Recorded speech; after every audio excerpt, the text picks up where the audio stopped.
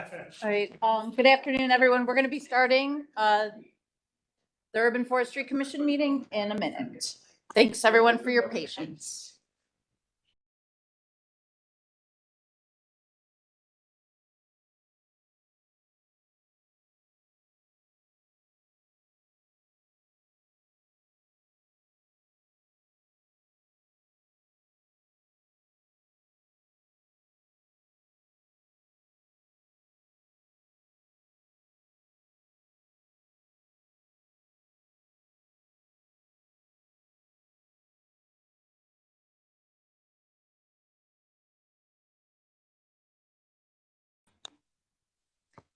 Okay.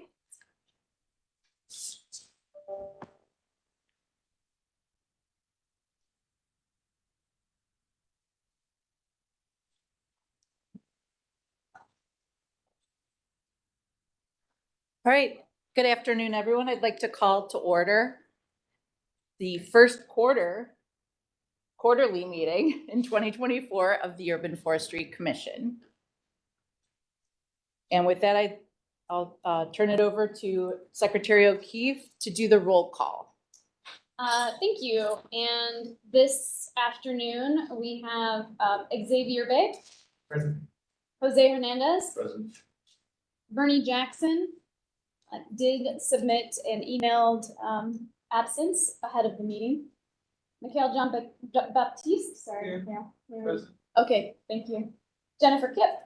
Present. I'm acting chairperson for the Urban Forestry Commission today is Jennifer Kipp. Danielle Lehman. Present. Samira Malone also submitted an email of her absence this afternoon. Sarah O'Keefe, that's me, present. Gray Oleski is not present. Tom Schreiber. Present. Jenny Spencer. Present. Divya Sridhar is not present. Rick Swaptalski. Here. Roger Tokars is not present. And our youth representative is, as of yet, vacant. Chairperson, we do have a quorum. Thank you, Secretary O'Keefe. I am trying to advance the slide with.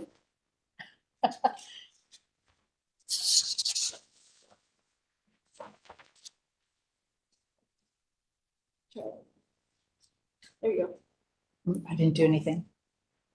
Next, okay. Thank you. Okay, next slide, please. All right, so we have the agenda up, and I just wanted, again, just to welcome everyone and Happy New Year. How long can you say Happy New Year after it's actually happened? I'm going to say Happy New Year because it's the first time I'm seeing a lot of you in the new year. So it's great to be with you all again. Really excited for to continue the work in 2024. And we have a lot of accomplishments last year, and we're just going to just keep it moving. This is a great group with really good energy, and I really appreciate everyone's participation and commitment to the commission. As her email stated, Chair Malone was not able to join us today. She is recovering. She said she's definitely tuning in at home. So hi Chair Malone. She's with us in spirit for sure. So I would like to ask for the public comments to be brought up. Next slide, please. Okay, yeah, it's okay. I thought that we would start the meeting also with just a refresher of what the duties of our Urban Forestry Commission are. What are all the duties as outlined in the codified ordinance? And there's a lot of text on this slide, so I won't go reading through all of it, but just some high points. We're going to assist with the adoption of a management plan and updating our inventory. We're recommending policy, plans, programs, legislation. We are going to review and comment on a program or work by any city department, serve as technical and advisory bodies, work with departments to implement those recommendations, specifically to reduce tree loss, monitor the implementation of those plans and policies, and provide comment to the mayor and council. assist the Director of Public Works in preparing educational programs, solicit grants, I would say, and/or contributions to the Tree Preservation Fund, review and report on the balance of that fund and make recommendations, assist the Director of Public Works in preparing the annual report to council and the mayor and the public, and other duties as requested. Next slide, please. All right, I'm going to turn it over to Secretary O'Keefe for the minutes, approval of the minutes. Yes, so thank you, Chairperson Kip.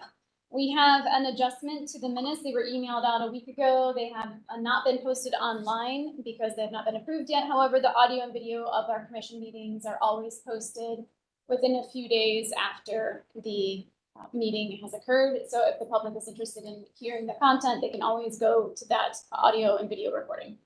It's actually a video recording with audio. So I have emailed that out. And were there any adjustments to the minutes? Thank you. I wanted to offer 3 edits to the previous meeting minutes for clarity. So not the content, but just clarity. On page 3 of the minutes under Budget Committee, under number 2, item 3, replace the word owned with on city-owned land bank property. So again, on page 3 under Budget Committee, number 2, item 3, replace the word owned with on city-owned land bank property. This is still on page 3 of the Budget Committee. On number 2A, general fund, on that funds. Rephrase as with departments are planning now for budgeting. No urban forestry budget snapshot is presented to council currently as part of the annual budget process, since UF does not budget on its own. And then my final recommended edit for clarity there under general fund would be to change parks/MX to parks, maintenance and properties PMP. And I did email those out and can send them again if it's helpful.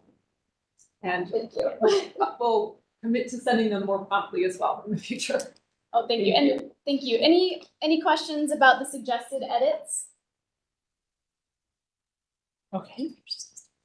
Can, well then, given that there are no questions on the suggested edits or recommendations to the minutes from the last meeting, can I ask for a motion to approve the minutes from the October meeting? Seconded. Okay, thank you. Okay, motion has passed. Oh, sorry, thank you. Okay, so put it up to a vote of the commission members. All in favor of approving the minutes, say aye. Aye. All opposed, say nay. Yes. Approving them as edited or as Yes. amended? Thank you, council member, yes. Approving them as amended, yes. All right. Sounded like the yeas have it. So the minutes have passed. Yes. All right. I want to recognize 2 arriving commissioners. We have Divya Sridhar, welcome, and Roger Tokars, welcome.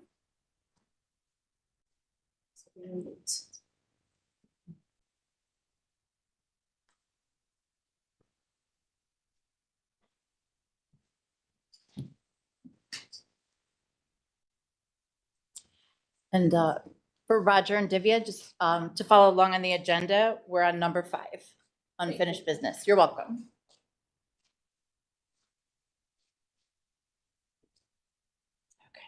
Okay. All right, so moving on to unfinished business. There is no unfinished business. Does that require? Okay, thank you. All right, moving on to new business. So we have the slide up for the first item. First item of new business is to have the report, review the Urban Forestry Committee structures. And I will turn that over to Secretary O'Keefe to take the lead. Thank you. And we did provide printed agendas for commission members this time. We heard your feedback. I know we didn't have these in the past, so if you want to take notes on here as well, you'll see that the new business is the first item. On your agenda, it says subcommittee structure.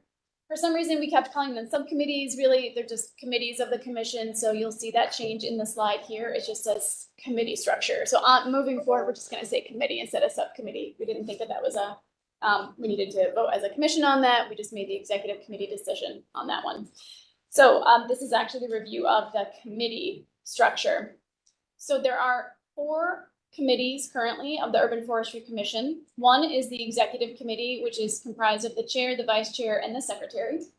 There are currently 3 standing committees. They are the policy, budget, and maintenance committee, and you can refer back to previous meetings to understand the scope of each of those committees.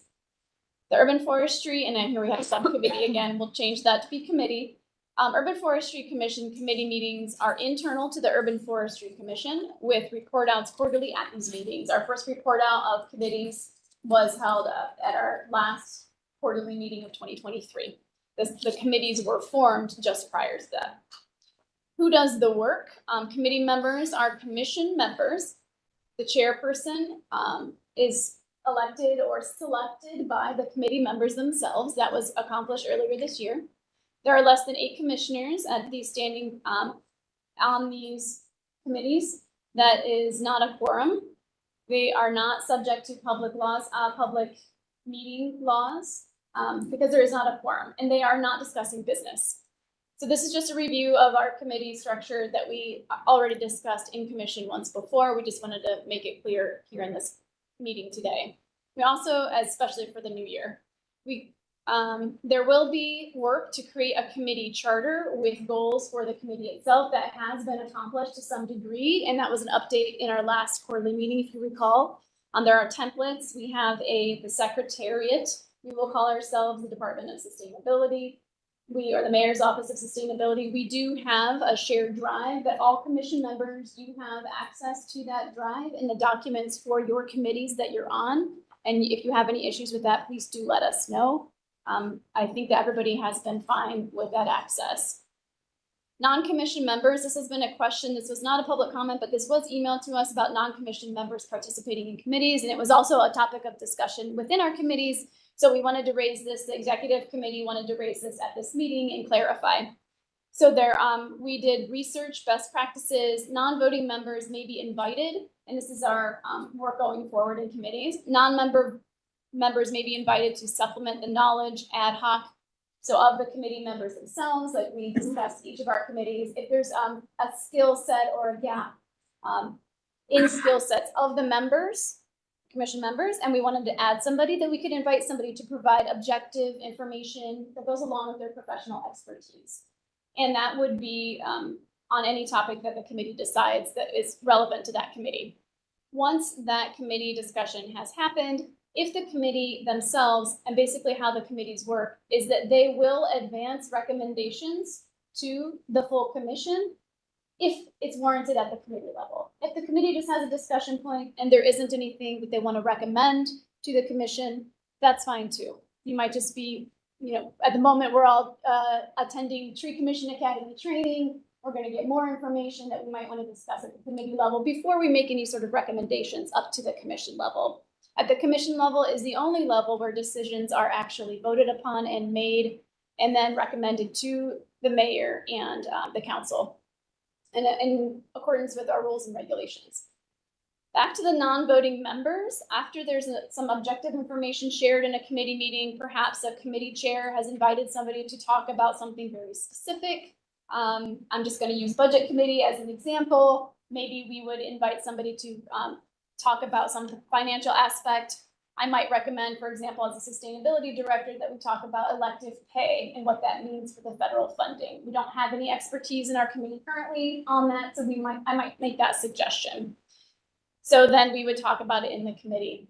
Now, after that person provides any information, if there's any deliberation within that committee, deliberation only occurs with commission members, not with non-voting members. Are there any questions from commission members on that at the moment? And we can share additional details, all of these details in writing as well. Divya, sorry. Dr. O'Keefe, could you share a little bit about the deliberation part? What is, you say that deliberation is limited to committee members or commission members or committee members and not to the members who are coming from outside that we bring for knowledge. And what I mean by that, yeah. So what I And mean, what circumstances they might, sort of an example. sure, and I do have an example of that actually in my notes. Thank you, Divya.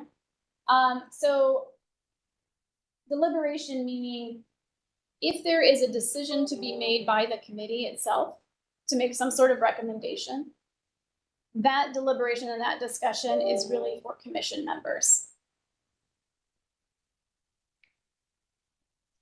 I don't have an exact example, but to continue the example that I had just now, let's say we do invite somebody who has information on tax credit and how that works, the elective pay and direct pay.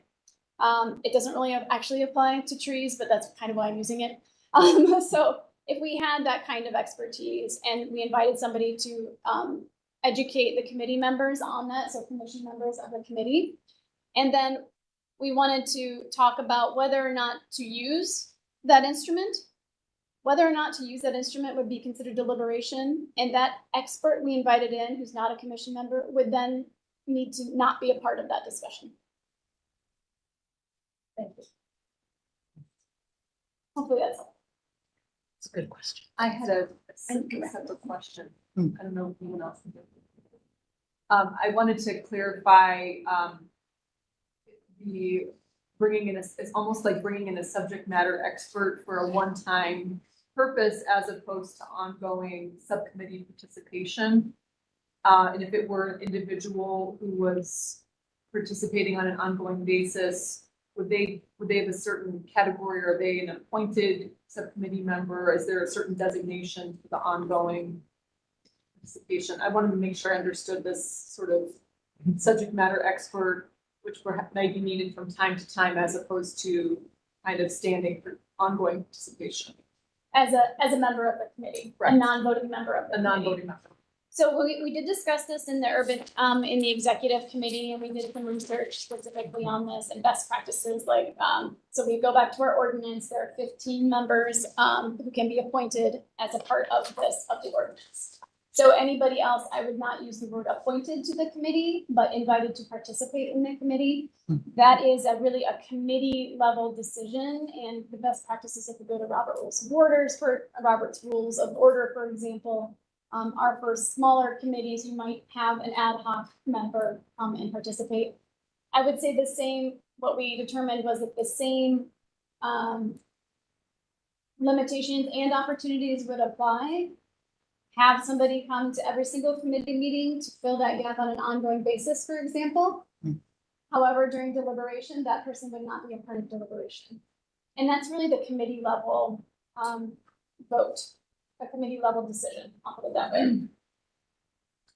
And that's what we discussed. Do you have anything to add, Vice Chair? Yeah, thank you. I think also, like in our notes from our executive meeting, is that the committee can decide or determine the length of the invitation for that person to attend. So you may identify someone to come in as SME for that committee meeting, and then ahead of time before the invitation, you'd be clear as a committee what purpose or what gap essentially that invitation, that person would fill, and then the duration that you would like them to participate.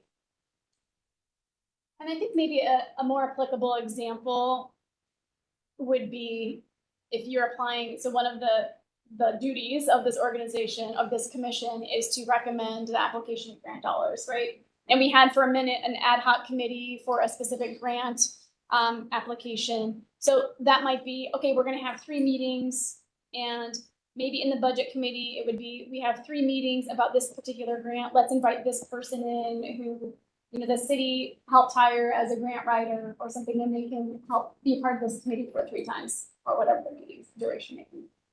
Oh, that's a great example. Thanks. Divyan's question. A clarification on who might be invited. So there is, the process right now is as the committee sees fit for the needs. So we don't have a separate process that we might have to go through to invite non-commissioners into this committee. Is that correct? That's correct. Yeah. And I think if there's a proposed process, I think that would be great. Mhm. The requirements are that they provide subject matter expertise needed by the committee, Mhm. that they participate in discussion about that expertise, and that they not deliberate on the recommendations from committee to the larger commission.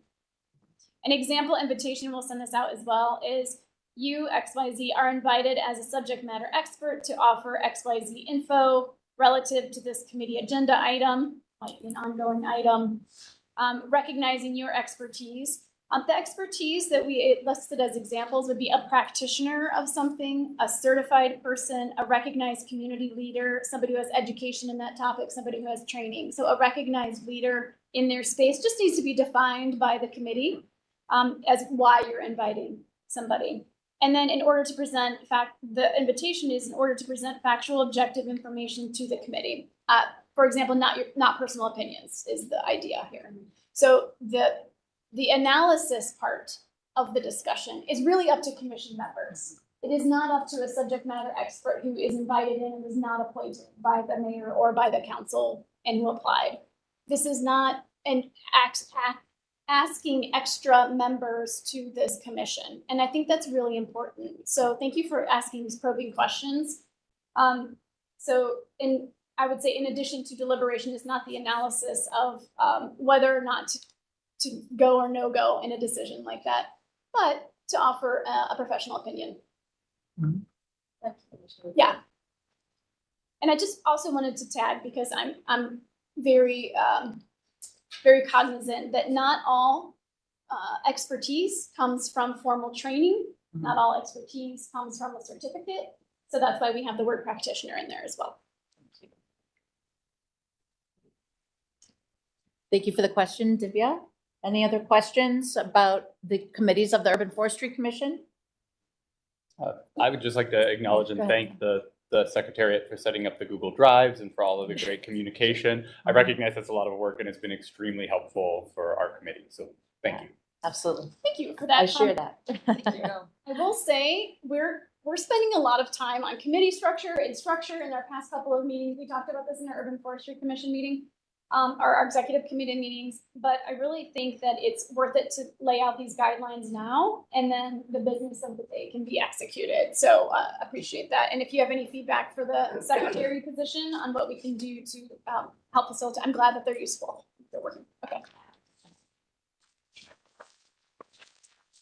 All right. Next slide, please. All right. At this time, oh, I'm sorry.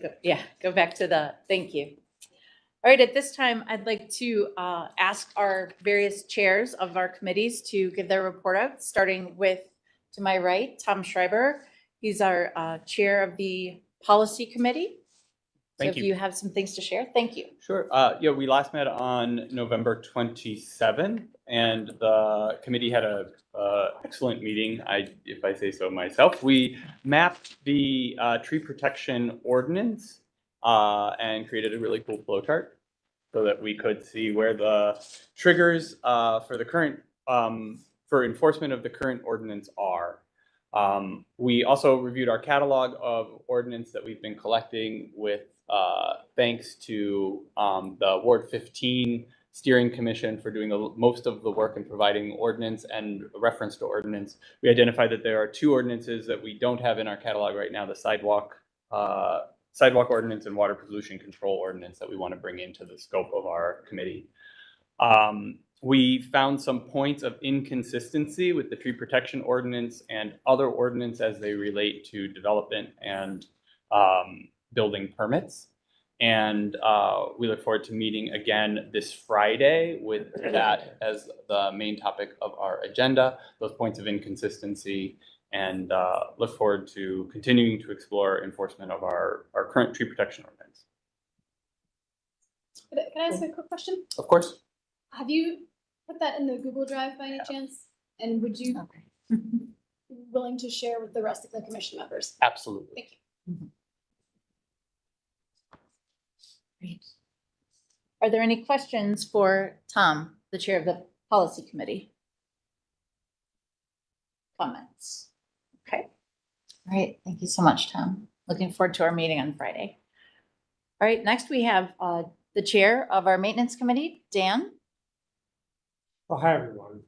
So the next step for our committee is to hear the voices of the group through neighborhood walkabouts. And it's modeled after what Mayor Bibb did with his safety walks when he went to the 5 different districts, police districts.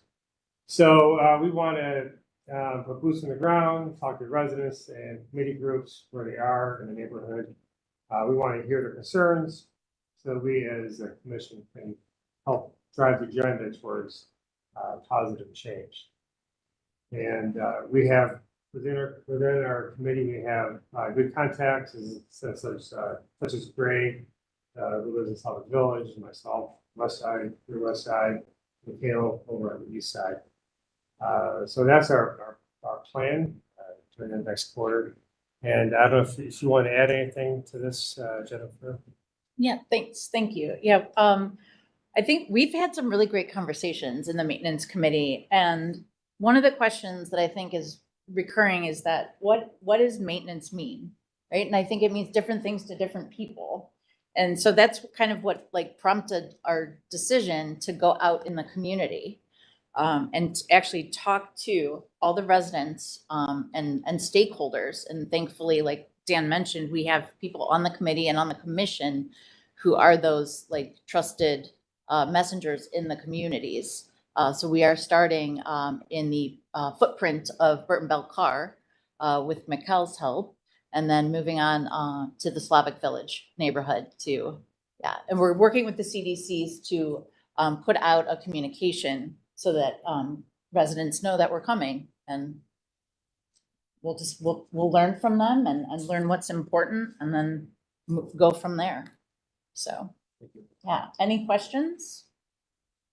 I do have a question. Please. I think that's a really neat goal, and it's really fun. And how can other people on the commission participate without having it be? Here, I guess this is my main question. Do you see this? Does the committee see this as a info gathering kind of thing for the purposes of the committee itself? Correct. Correct. Okay, got it. One of the couple of things that we're doing, and the reason I'm asking, because we're also going to be working with CDCs on the climate action plan and reaching out. So I think the communication of the intent of that gathering, it would be really important in phrasing, so that people aren't like, wait, what's this? What's this again? Sure. Okay. Sure. Good point.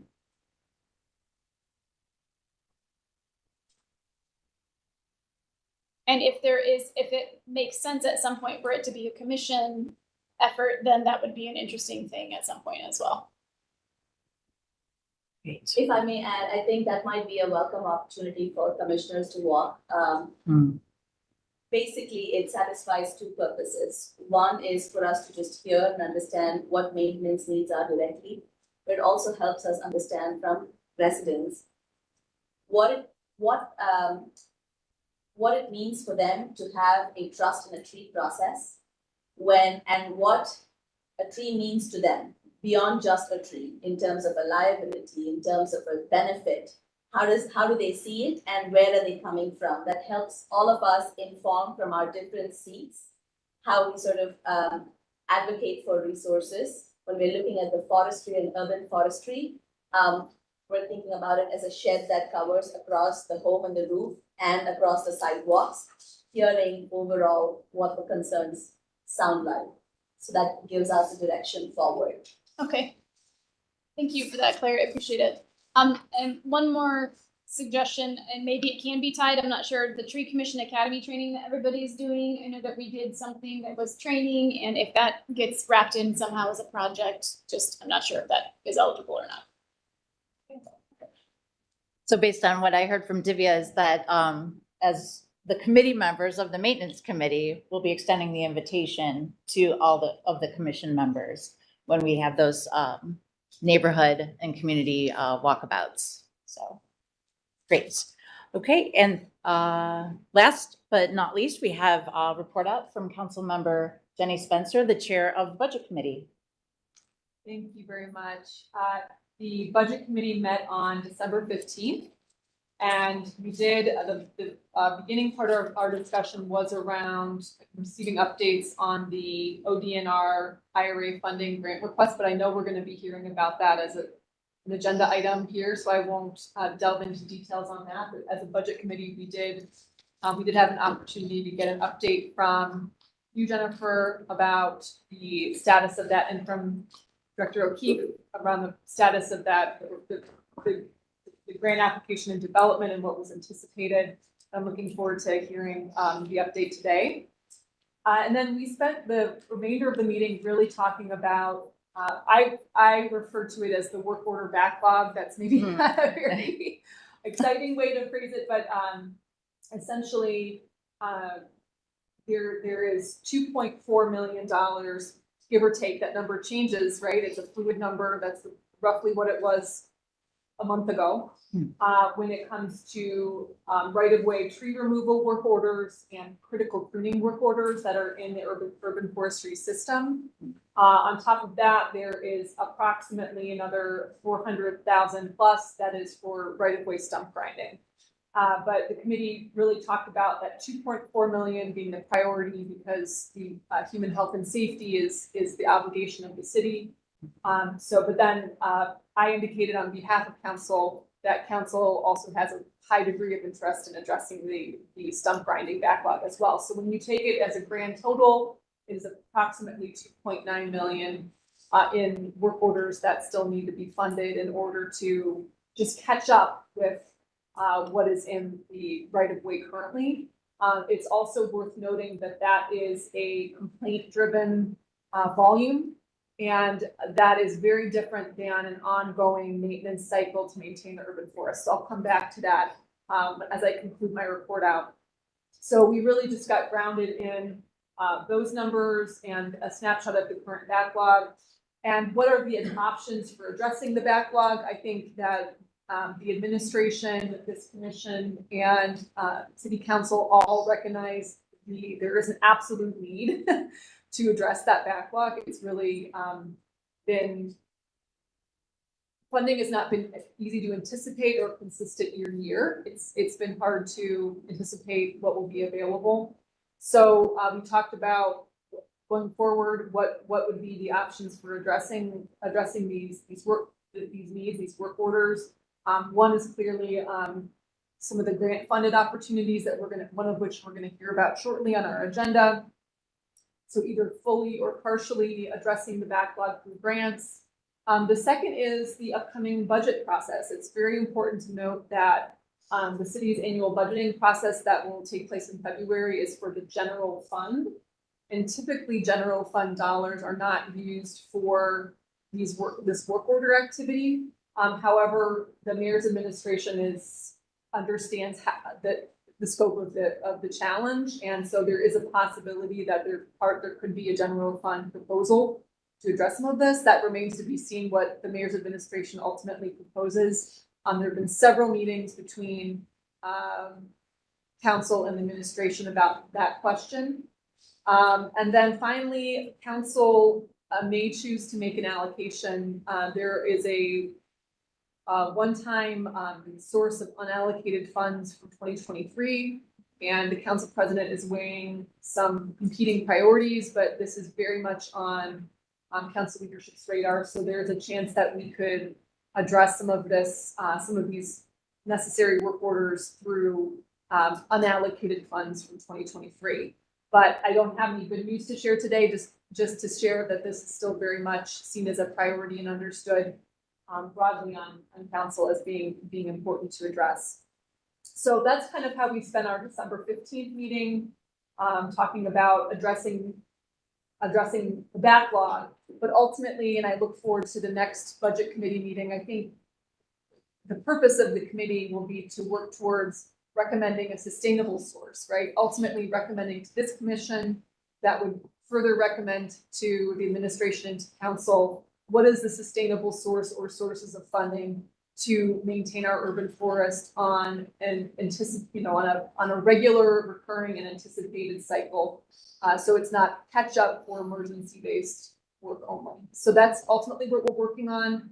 But I think one major accomplishment, if I can speak for the committee and thank all of you who served on the committee, keeping this issue at the forefront, I think keeping it top of mind for those who will ultimately make decisions about the budget is really important. And I think we're well on our way to elevating this as it's an important conversation at City Hall. So I think that has had tremendous value. And I will look forward to our next quarterly commission meeting. The budget, we'll have our budget deliberations will have already happened and hopefully can provide a more substantial update next time.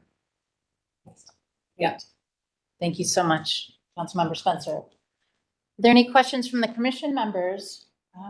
No, I'm on a roll though, so if I may, just one more thing, as a member of the committee, and just thank you for explaining the different options that we discussed, and just for clarity and for the minutes, our committee is not making any sort of recommendation for this body at this time. Not at this time. So we did not opt to make a formal recommendation to the commission for the current budget cycle. We're going to see whether we move the needle based on the internal discussions, and then I think the committee should, or the commission should consider, though, making formal recommendations going forward. And then the minutes are available in Google Drive for review if anyone would like to review them. Great. Seeing as there are no questions, we can move on to our next agenda item. And thank you, Councilmember Spencer, and all the chairs, Dan and Tom. Thank you for all of your work. I've definitely enjoyed participating in all the committees. Thank you so much. Next slide. Okay, so as Councilmember Spencer mentioned, the grant application, and we should all be aware that the city did apply to the Ohio Department of Natural Resources. Secretary O'Keefe did send out an email. We're kind of up against a deadline of December 29th, and we needed the commission's support. So thank you to those of you who replied to that email. We did have a quorum, so we were able to put that forth with our application. This is the application was funds from the Inflation Reduction Act passed down through the state. So the focus of this application was on disadvantaged communities, specifically using the CGES tool, which is defined by the Council on Environmental Qualities, Climate, and Economic Justice Screening Tool. So that's here's a screenshot. Essentially, it's a great tool. There is the URL on the screen. If you haven't explored it, it's an interesting and informative tool. So the gray areas, this is the city of Cleveland.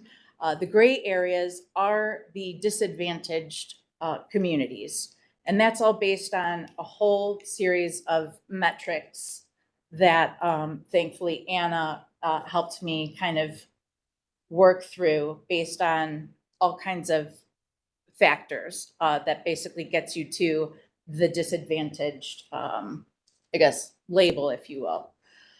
There is no match waiver if 100% of the program benefits the disadvantaged communities. And so I believe somewhere close to between 80 and 90%, I'm not sure, the city of Cleveland, 80 to 90% of the city. The census tracts. Thank you, of the census tracts are considered disadvantaged communities. So with that, I'm sorry, the awards will be announced by the end of this month. Next slide, please.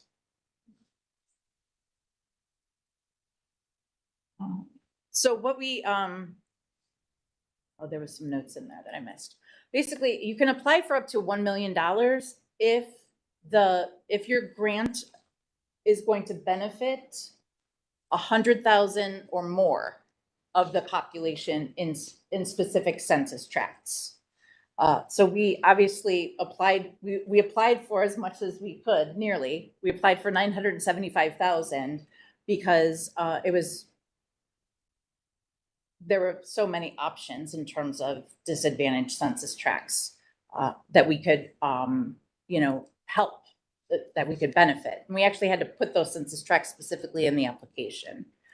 So what we asked for very simply was staffing So there's probably a list of maybe 8 eligible activities or eligible, requests that they would consider funding.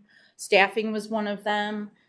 And since we're asking for a lot of contractual assistance, we have existing requirements contracts for tree pruning, tree planting, tree stump removal, and site restoration. So we would take care of those work activities, if you will, in specific census tracts in disadvantaged communities. The pruning is going to be the lion's share of the 810,000, because as Councilmember Spencer said, there's those critical pruning trees that are in our backlog, and we consider critical pruning, limbs that have trees that have hazardous limbs, limbs that are hanging over the road, over the sidewalk, encroaching, or actually touching an adjacent structure. So that would be the bulk of the contractual services amount of 810,000. The tree planting and tree stump removal, those numbers could be somewhere around 100 tree plantings, 100 stump removals. So we're not going to get all of them, but we're targeting, based on what we need the most. And also, this grant application had to include tree planting. That was a requirement of this application. The staffing position is if we get this award and we have 800, needs the water. We have 810,000 available for contractual services. We need a full-time forester who's a program manager who's going to manage these work orders, do QA/QC, follow up, make sure that all of this is happening on schedule, and we're getting essentially what we pay for. Oh, sorry. Okay, and then also I definitely wanted to shout out to, there's so many people that helped to get this application in, from the Office of Sustainability, Director O'Keefe, Anna Zaremba, Takora Alexander, Urban Forestry, myself, Department of Public Works, Director Frank Williams, Ren Brumfield, Yana Maxwell, the Law Department, Nancy Lenzola, City Council, Jenny Spencer, the Chair of our Urban Forestry Commission, Samira Malone, and all of you. So thank you very much. It was a group effort, team effort. So I'm really eager to get the answer at the end of the month. Fingers crossed. Are there any questions on what I presented before I'm going to ask for a formal vote in support of this? Any questions? And yeah, go ahead. My question is related to the total request, which is just short of $1 million. Can you just clarify whether there was a cap to the grant request? Was there a certain maximum award amount that could be requested? And was this amount considered, is this just a little bit more about the selected amount for the final proposal? Yeah, sure. No, great question. So that basically we started looking at what are the existing work orders that are in our backlog? Where are they? And align those with the census tracts. How many, what type of work orders are there? And we just separated it by, I think, ward and how many critical prunes, how many tree planting requests. And we use that as our guidance to determine the ask here. And then also just took our average cost of our existing contracts and then just multiplied it. So we came up with the 975. I want to make sure I'm asking my question a little more clearly, which is, was there a maximum allowable request? Meaning, did the grant itself say you can apply for up to X amount of dollars? Did we exceed or not exceed that amount for a certain reason? Why or why not? Thank you. Yeah, it was up to $1 million. It was up to one. Yeah, Okay. that was the max. Okay. Yeah. And in the administration of the federal grant, even though this we're applying to the state, the ODNR, the tracking for federal grant dollars still applies here. So you have to specifically justify all of the different calculations and make sure that you're tracking against those calculations so that every calculation that went into that number has been justified. And that will be reported against. I believe you also stated that they might not award all of the funding and Correct. that if they don't, they would communicate that. Is that right? Yes, that is correct. Thanks for bringing that up as well. Yeah. So if we ask for 975, if we do not get it, then ODNR said that they will let us know. They'll reach out to us. They'll have a conversation. You know, maybe they'll say, we can't give you the full amount, but we can give you this instead, because we have all these other applications in Ohio communities that we're trying to serve. So I appreciate that they're willing to do that. And I just wanted to add that also my thanks to the staff from the Sustainability Department. Thank you very much to the office for supporting this and working with Jennifer on this important application. And also for the work and the coordination with the other 3 applications that we emailed the commission about. We don't have a slide for you, so I can read out a summary if that's okay about those when we get to that point. But this, another kind of answer to your question, Councilwoman, is that there were a number of organizations with which Jennifer coordinated in order to have conversations and with the state as well to see that these applications, if there was more than one from the Cleveland area, and there are 4 total that we supported as an executive committee, that they complemented one another, supplemented one another, and they were not in conflict. And that was done very intentionally to attract more dollars to the Cleveland area. We were not a recipient, if you all recall, of the federally distributed IRA dollars. So this was an intentional strategy and it worked really well. So thank you for your leadership on that. And when we get to the point, I can read out exactly what those other grants were about when we get to that point. Great, thank you. Before we move on, are there any questions on the application itself or what I've presented on the slides? I wanted to clarify, are the other requests going to be shared today? Yeah, sure. Okay, great. That's Yeah. start. Right Okay, great. before, yeah, just wanted to make sure if there were any other questions that we address those. And then, yeah, thanks. All right, so I'm gonna turn it over to Secretary O'Keefe, and what she's gonna do is just kind of explain what those other 3 applications were. I remember we're the first one, not the first, but we are one of 4.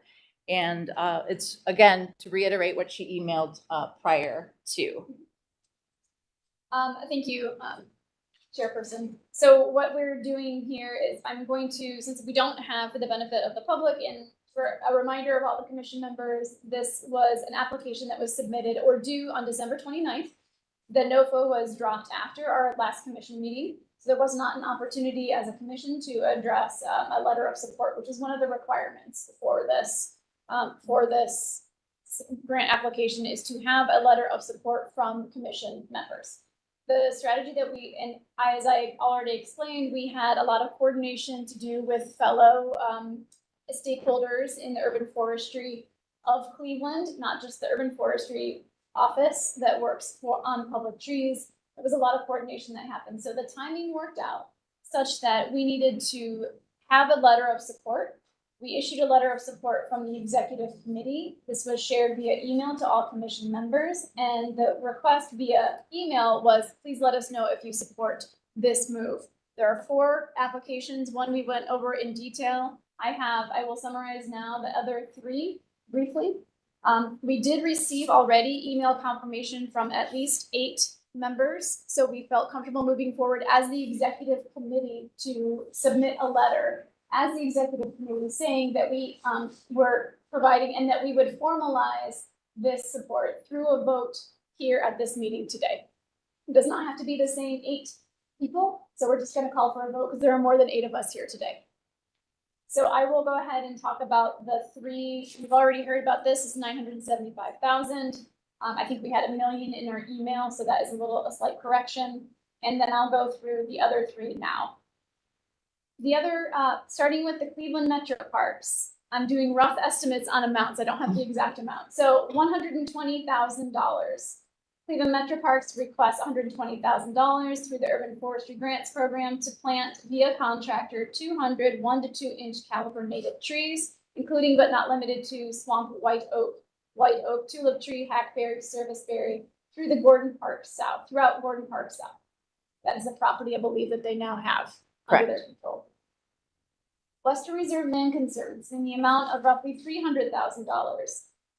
planting approximately 400 trees, smaller caliber, providing maintenance and young tree training for an additional 1,500 trees that have been previously planted by Western Reserve Land Conservancy and our partners, in parentheses, including the City of Cleveland's partnership with the Greater Cleveland Sports Commission. That's Western Reserve Land Conservancy. Holden Arboretum and Gardens. I might have that backwards. Holden Forest. Thank you for the correction. Okay, I knew I had that wrong. Holden Forests and Gardens. Thank you. In the amount of roughly $350,000, the Tree Corps Crew, CREW, in Cleveland Neighborhoods Project will provide arboriculture training and education opportunities targeted at economically disadvantaged individuals to increase the number of trained arboriculturists and the diversity of voices advocating for trees in Cleveland into the future. During training, Tree Corps members will complete activities necessary to protect and improve Cleveland's tree canopy, also identified as important to ODNR's Urban Forestry Grant Program, including planning for long-term tree canopy maintenance, risk management, watering, mulching, young tree training, site prep, and planting. Essentially, this is a workforce development training program, if I may summarize. Those are the 3 applications, in addition to the City of Cleveland, that for which the executive committee issued a letter of support, and a number of you, thank you for the holiday email responses, all of you, I appreciate that, said agreed to as well. And then I would like to make a motion, if there aren't any questions, I don't have any other information than what I read out to you about those grant applications, but we can share them, I believe, once they're shared with us, if there are any further questions on those. I believe we have some representatives, however, from Western Reserve Land Conservancy who could answer questions about their application if you feel comfortable doing that. Tom?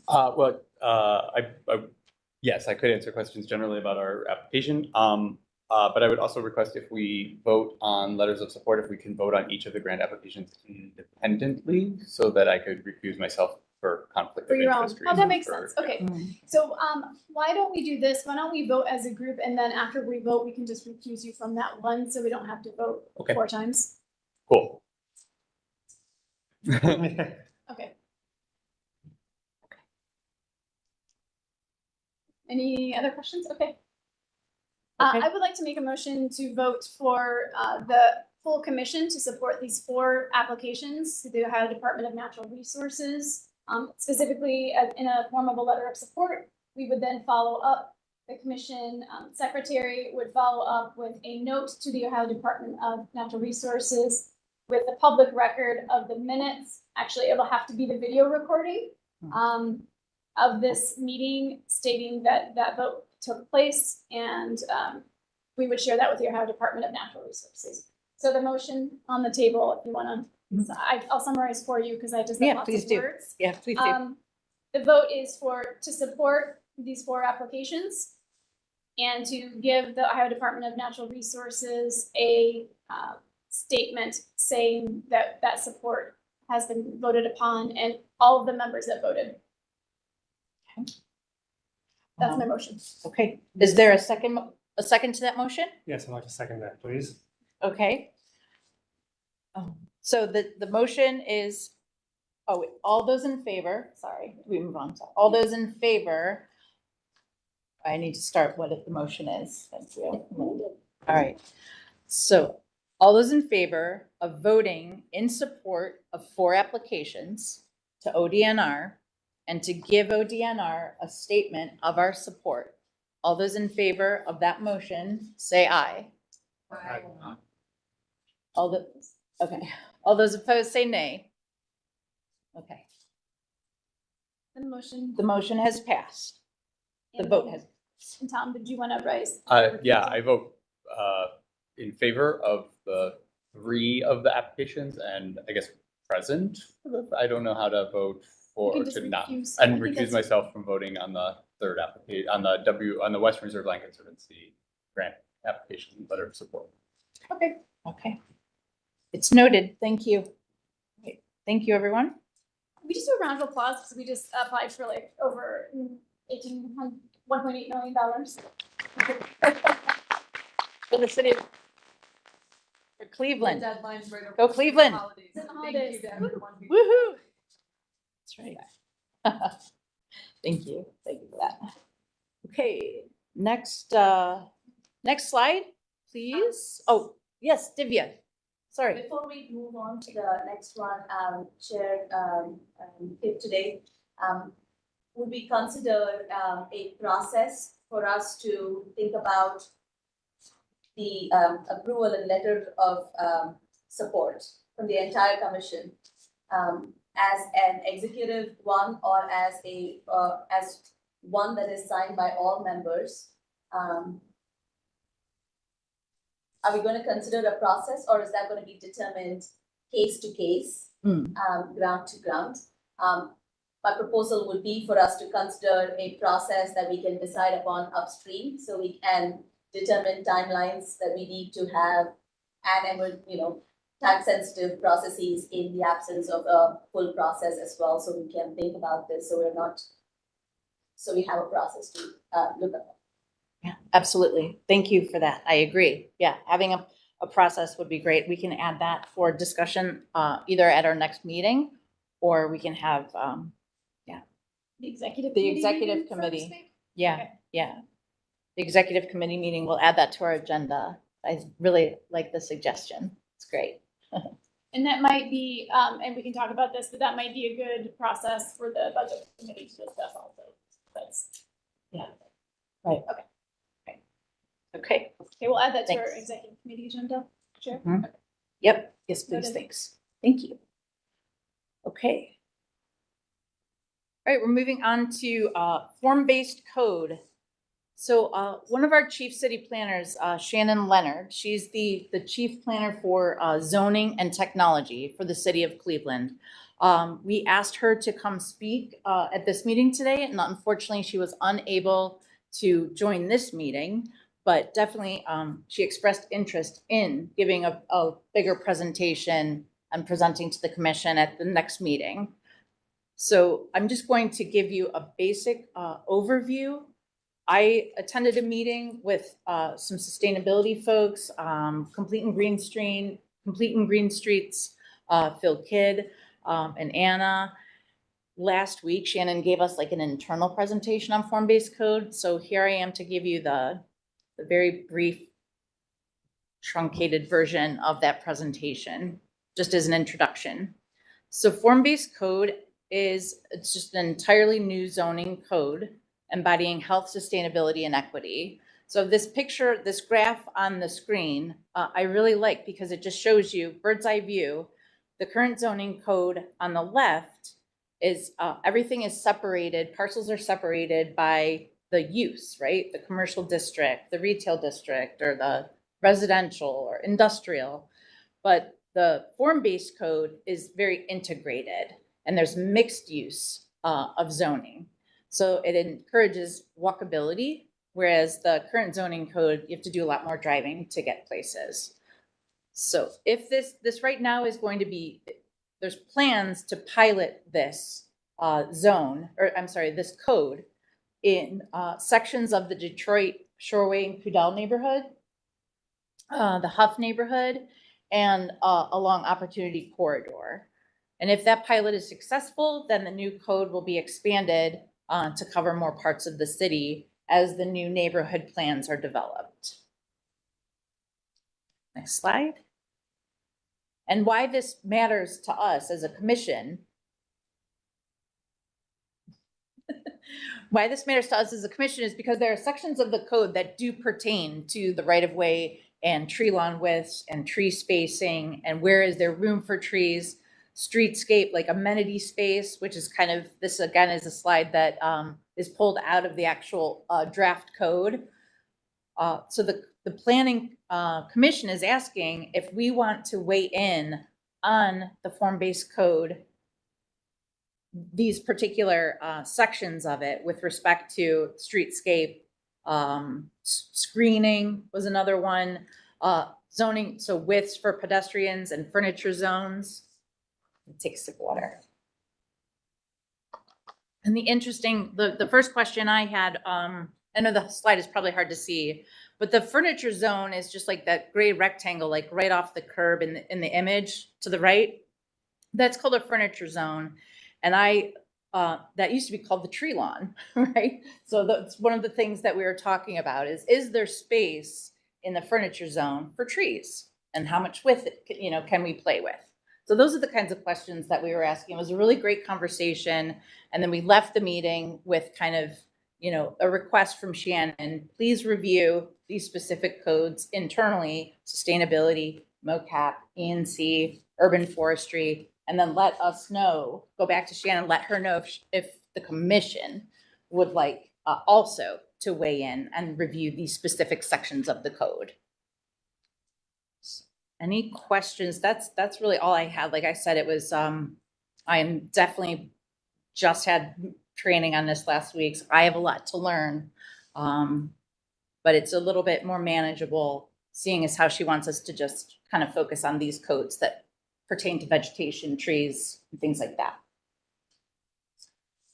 So I heard, if I may, Chair, Please. I was really excited to maybe attend this meeting and wasn't able to, but I'm glad that folks from sustainability and a lot of the departments were able to attend and kind of get a global understanding of how it pertains specifically to green infrastructure, like completing green streets, I know, and sustainability and trees and stormwater infrastructure. And I think the tree conversation, is there a specific area within this section that might be more pertinent to the commission's role than others, or is the ask to give feedback on all of these sections, specifically when we're talking about trees?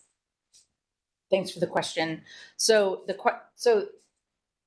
question from Shannon, she wants urban forestry and MOCAP and sustainability to weigh in internally.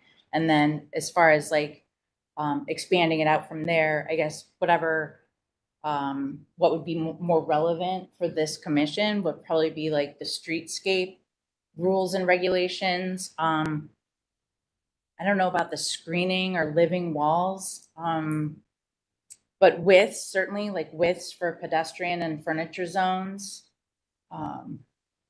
Plant and plant materials, yeah, for sure. Let's just make sure that there's no, that they're following guidelines and staying up to date on, not planting invasive species and things like that.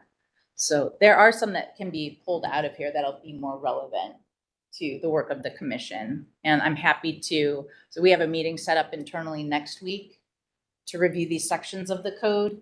I'm happy to, once we have that internal meeting, I'll be able to kind of pull out even further, what would be appropriate for this commission. Does that sound good? Okay. All right. Are there any questions about form-based code? I mean, other than all of, 10, 20, 30, which I probably won't be able to answer, but is there an interest in having Shannon come and present? Is that something we need to vote on, Yes. I'd make a Secretary? motion on, yeah. Okay. Okay. So we have a motion on the floor to vote to bring Shannon Leonard in from Chief City Planning to take a deeper dive on form-based code with us. That's the motion on the floor. All those in favor? Oh, wait, I'm sorry. You'll second it, sorry. And did you motion? I second, that's fine. I seconded it when someone introduced the motion. I'm sorry, I didn't hear you. Okay, No problem. got it. So Okay. in the motion, very specifically, if we want to have some discussion on that, Mhm. is to invite Shannon Leonard to present to the commission members for feedback. My understanding is the timing of that is kind of key. That there is some feedback that was, this is why we were trying to have Shannon come to this meeting, is so that we could give some feedback in the moment. However, if we have a special meeting and we have any recommendations, then we need an actual meeting to call a meeting. I think it should be, my motion would be to schedule a meeting with Shannon as a special meeting of the commission. Mhm. And we could potentially do it virtually as opposed to in person, because it's a special meeting. And that would be more likely that we could attend in the timing fashion that I think is desired. So that would be my motion to a special meeting to invite Shannon to attend. Is there Okay. and any commission member that can attend. I agree with that. I wanted to ask, did Shannon give an indication of their desired timing? Because, Yes. End of January. Yes. end of January, so Mhm. this, I agree with the motion, the update, the revised motion. And that meeting then would take place during the month of January. Yes, Correct. that's correct, yeah. Yes. And then discussion, you're supposed to ask about discussion. Discuss. Oh, Rick, you have a question? Oh, Rick and then Jose. Sorry to hear what her, but Oh, are they meeting, Shannon meeting with some steps or what? And other, The Complete and Green Streets Coordinator, Phil Kidd, was at the meeting on form-based code. when was that? That was last week. Last week. Friday. Friday, oh, Xavier, you can. Xavier was there too, yeah. Okay. Jose, you have a question? Yeah, I mean, so this proposed new code is kind of new to some of us. Haven't Yes. heard about this. Mhm. Is there any opportunity to get like the proposed code for us to review? So I have a link that I can send you. Okay, that'd be great. Yes. Excuse me, Madam Chair, I could also answer that, yeah, all of the updated information is now on our website on planning. Under our projects tab, I can follow up with the committee, with the link. It's all open accessible. Okay, thank you. Xavier? Go ahead. Divya, did you have a question? So clarification to these clarifications, I want to ensure that given this is a new code, new language that we are going to learn, and that they'd like feedback towards the end of the month. In addition to having the link that we individually get a chance to pour over, I think the meeting with Shannon would be helpful for us to first understand what we're looking through on the link and not use as that meeting itself to make, votes or make recommendations and suggestions. Use another week following or so to mull over that so we can think through. So I think not to delay processes any longer, but I think if we are going to pass recommendations on any of these new codes, it would be helpful for us to have a good understanding before we say yes, no, or pass dangerous remarks around this. Yeah, and I think that feedback was requested, but not Revisions, changes. I think it's a little bit different from, because my understanding, and if you can correct me, Xavier, please do, that the form-based code is going to be proposed to council in a certain way, right? And that they will move on from there through the council process. So there's feedback desired. If we want to give feedback, there is a certain timeline. I think we can discuss that, but I don't know about the exact timeline. I don't know if you have the dates, Xavier, that we can clarify a little bit, because I think what is being proposed is I would not want our commission to delay that timeline. Madam Chair, I don't have a specific timeline. I do know that this project has been going on for probably the past 5 years or so. So there is urgency to move it forward this year. I do know that there's hopes to get with current council, definitely January, February. I think the hope of feedback from this commission was to get insight towards the recommendations pertaining to things like furniture zone, landscaping screening, things that really do directly impact the right of way at our jurisdiction. I guess there are other recordings that the commission could take advantage of before the meeting with Shannon to review some of the information to actually have a successful meeting with Shannon. That's all I can do about it. So can I reword what we're doing, what we're talking about now? Clarification. Okay. Yeah, I was gonna Okay. try to summarize what Xavier was adding as well, so Okay, go please. Xavier, I just want to be clear, you're suggesting that this commission take a look at maybe these specific codes ahead of the meeting with Shannon, as opposed to meeting with Shannon and then possibly risking, you know, delays to the timeline that planning has. Is that right? Okay, thank you. And the specific sections are plants and plant materials, landscaping and screening, width, furniture. All on here on this. But every Oh. single one of these pertains to trees is my Oh, that was your question? Amenity space. These are the ones that specifically Shannon called out for urban forestry, complete and green streets, and sustainability to look at. Okay, So,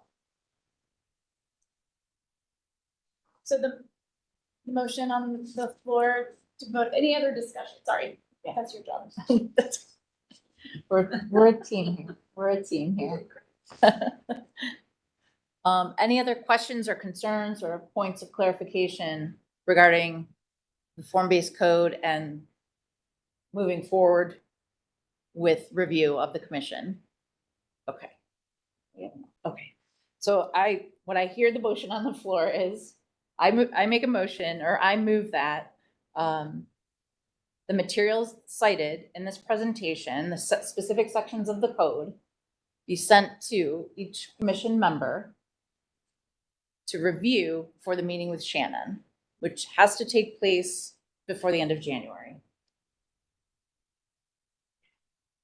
So the motion, Motion is to pre-read and to review the materials, read and review for comment, right? For comment, for feedback, comment ahead of the meeting with Shannon, so that commission members are prepared for that meeting. I think, just a slight adjustment, so Please. proposing to the motion. So materials cited in this presentation, would be pre-read by commission members. Motion includes also to schedule a meeting with Shannon Leonard before the end of January. And then the commitment to commission members would be to read those materials ahead of the meeting and to come to the meeting prepared with questions. Exactly. Thank you. I second that That's the motion. Okay. Okay, thanks, On the Doug. floor. All right. So that was the motion on the floor. Tom, second the motion. Okay. And then I put it to a vote. All those in favor of this motion, say yay. Yay. Yay. Okay. Any nays? Okay, thank you. I'm just gonna record that vote. Noting that Rick Switowski has, is not. Correct. Okay. All right. Can we move around? Okay. All right, so now we're at public comment. Did you put the? Are there Yes, any? sorry, it's Oh, right here. no, that's okay. This is the in-person public comment, and then we Okay. have 3 online public comments as well. Okay. All right, the chair recognizes Michael Armstrong, who would like to comment about form-based code. Mr. Armstrong, you have 3 minutes. Thank you, Jennifer. I'm in one of the neighborhoods that may or may not be one of the pilot areas for form-based code. So we've had the opportunity to review this on and off for 5 years. I do think it's a positive development that you are acting in compliance now with your Article 6 duties in terms of providing recommendations on policies and plans, legislation, et cetera, such as form-based code. So please be advised that that's a 203-page document that you're going to look at. There's roughly 36 mentions trees, but there's even places where it doesn't mention trees that it may have an impact on our tree canopy. Anyways, and you should also note that according to the form-based code proposal that they have, at least in terms of the intention, city planning says it's about promoting one of the 14 items, promoting the preservation and enhancement of the city's tree canopy. So I do hope you'll look at it very carefully and take the time that you need and not do it under their timeline necessarily if you need more. In particular, also, to look at the furniture zone, tree lawn, and question why, hey, let's change the, minimum width regarding, required for street trees from 4 feet to 6 feet, 33% change. So I'd like to know what impact that would have on my community, my neighborhood, and other parts of the city. That's just one small detail to take a look at. But I just would like to charge you with going deeper than just that, to take the time to do. Thank you. Thank you, Mr. Armstrong. All right, the other comments we have were online comments, which I will read. Is there? Yes, Okay. so our office, nature-based solutions manager from sustainability can read them out loud or pass them to you to read on the mic. Yeah. Anna, would you please bring me the public comments from online so I can read them? And to clarify on the process here, we have a public comment form on the sustainablecleveland.org website that hosts the Urban Forestry Commission information. And these are public comments that have been submitted since October 4th, which was our last commission meeting. Great. Thank you, Secretary. Okay. This comment we have from Kayla Jarvie, a Ward 3 resident. I live on East 49th Street in the 44103 area code, and the trees on the fence of the abandoned building are blocking and overhanging the sidewalk. When will these be removed? The next comment is from Taliesin Hogg. I'm not sure how to pronounce it. I apologize. Ward 4, statement.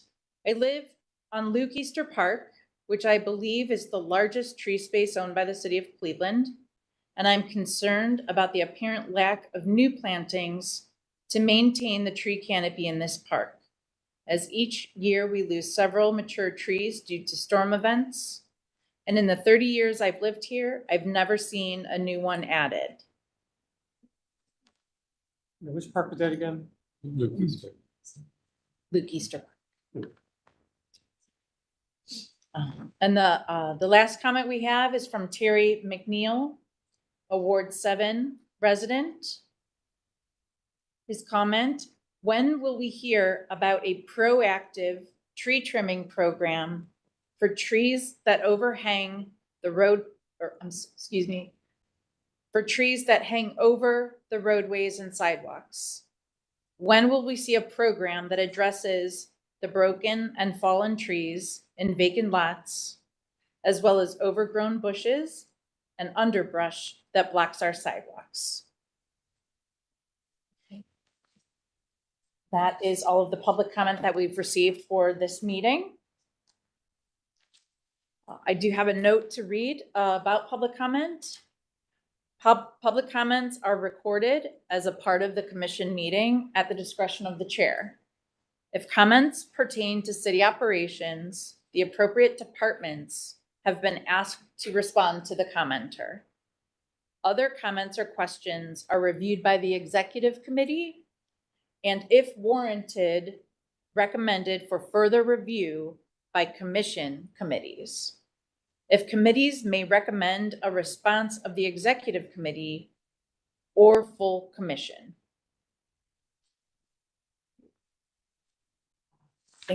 All right, that's it.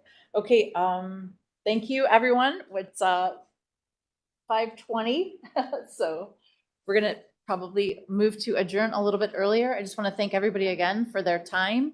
And oh, I'm sorry, Jim. I actually Yes, wanted do to. you have a question? Do we typically have a miscellaneous on the agenda for, Oh, do we? I don't know, if it's Okay. standing agenda item. I can't remember if we have or not. I did have a miscellaneous question if time Okay. allows. Time does allow. Okay. Yes.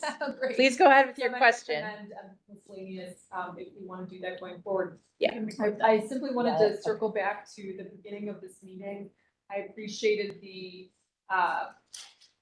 the opening slide, talking about just reiterating the duties of this Urban Forestry Commission. And one of the duties and responsibilities related to an annual report. And actually, I had forgotten that was one of our duties and responsibilities. Yeah. So just wish to flag that and ask about, in terms of moving forward with that, are we, how time bound are we on such a report, and when would that proceed? So it's more of a question, but I appreciated the Reminder. the reminder, yes. Right. Yeah. So, Thank you, same. so I think that would be something that the executive committee, we can take back to the executive committee and discuss about, you know, specifically, you know, what does it entail? When does it happen? And what, you know, what needs to be included? And if we have any volunteers to write it. No, I'm just kidding. Thank you, Thank you. council member. And as the secretary, the Office of Sustainability will add miscellaneous to the standing agenda. Thank you. Right, thank you. Okay. Any other questions or comments even? From the commission? Okay. I move that, I'm sorry, I call for, okay. I call for a motion to adjourn the meeting. Move to adjourn. Second. Okay. The meeting is adjourned. Thank you, everyone.